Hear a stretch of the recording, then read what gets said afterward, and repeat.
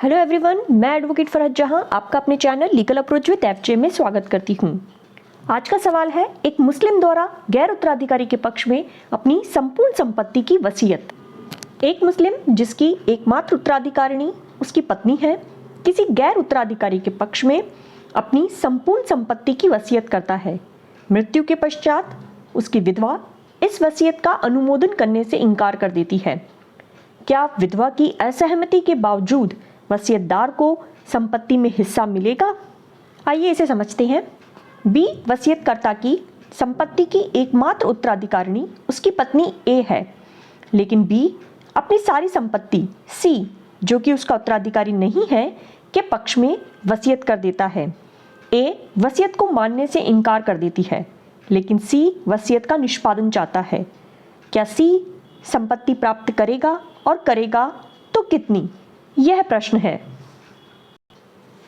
एक मुस्लिम, चाहे वह सुन्नी हो या शिया हो, अपनी संपूर्ण संपत्ति के केवल 1/3 भाग की ही वसीयत किसी गैर उत्तराधिकारी के पक्ष में कर सकता है। इस 1/3 भाग तक उसे अप्रतिबंधित वसीयती अधिकार प्राप्त है। 1/3 भाग की वसीयत को प्रभावी करने के लिए उस मृतक मुस्लिम के उत्तराधिकारियों की सहमति अनिवार्य नहीं है।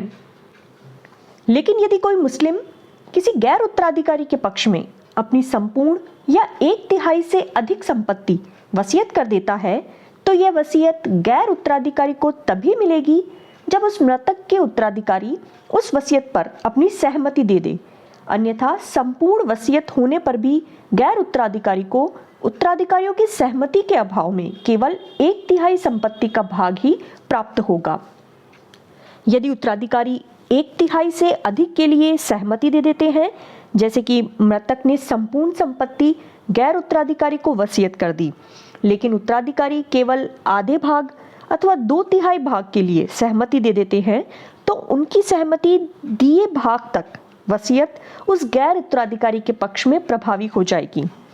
इस समस्या में विधवा ए वसीयत का अनुमोदन करने से इनकार कर देती है।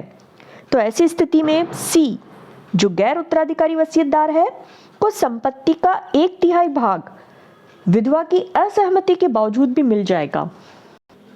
आइए इसे देखते हैं कि संपूर्ण संपत्ति में से 1/3 वसीयतदार सी को देने के बाद 2/3 बच गया।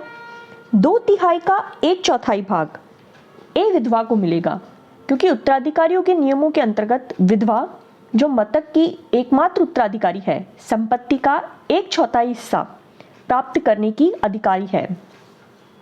2/3 का 1/4 भाग अर्थात 1/6 भाग विधवा पत्नी को, सी को 1/3, ए को 1/6 देने के पश्चात मृतक की कुल संपत्ति का आधा हिस्सा अभी भी बच गया है। चूंकि विधवा का हिस्सा निश्चित है, उसे घटाया बढ़ाया नहीं जा सकता, अतः आधा अवशिष्ट संपत्ति, आधा भाग जो अवशिष्ट संपत्ति है, वो वसीयतदार को मिल जाएगी, क्योंकि और कोई उत्तराधिकारी नहीं है। अतः वसीयतदार सी को कुल पहले 1/3 वसीयत के अनुसार और आधा अवशिष्ट भाग यानी कि 5/6 भाग संपत्ति का प्राप्त हो जाएगा। इसे एक उदाहरण से समझते हैं कि माना कि कफन दफन के खर्चे और अन्य खर्चों को निकालने के बाद बी की कुल संपत्ति 60,000 रुपए है। तो 60,000 का 1/3 भाग वसीयतदार सी को पहले दिया जाएगा, यानी कि 20,000 रुपए। शेष संपत्ति 2/3 बची, यानी कि 40,000 रुपए। इस 40,000 में से 1/4 भाग विधवा पत्नी ए को मिलेगा, यानी कि 10,000 रुपए। तो कुल वितरित संपत्ति है 20,000 और 10,000, यानी कि 30,000 संपत्ति वितरित हो चुकी है। अब शेष जो संपत्ति बची, वह संपत्ति बची है 30,000 रुपए। तो ये 30,000 रुपए जो है, ये अवशिष्ट संपत्ति है और ये अवशिष्ट संपत्ति वसीयतदार को मिलेगी। तो इस तरह वसीयतदार को कुल संपत्ति का भाग मिलेगा 20,000 पहले 1/3 भाग के अनुसार, और अवशिष्ट संपत्ति का भाग 30,000 यानी कि 50,000 रुपए वसीयतदार के हिस्से में आएगा, और विधवा पत्नी को केवल 10,000 रुपए ही प्राप्त होंगे। अतः एक मुस्लिम वसीयतकर्ता मुस्लिम विधि के अंतर्गत अपनी कुल संपत्ति का केवल 1/3 भाग ही किसी व्यक्ति को वसीयत करने में समर्थ है। इससे अधिक संपत्ति की वसीयत के लिए उसके उत्तराधिकारियों की सहमति अनिवार्य है। वीडियो अच्छा लगा तो इसे लाइक और शेयर करना ना भूलें। आगे ऐसे और वीडियोस के लिए चैनल को सब्सक्राइब करना ना भूलें। Thank you for watching. Bye bye.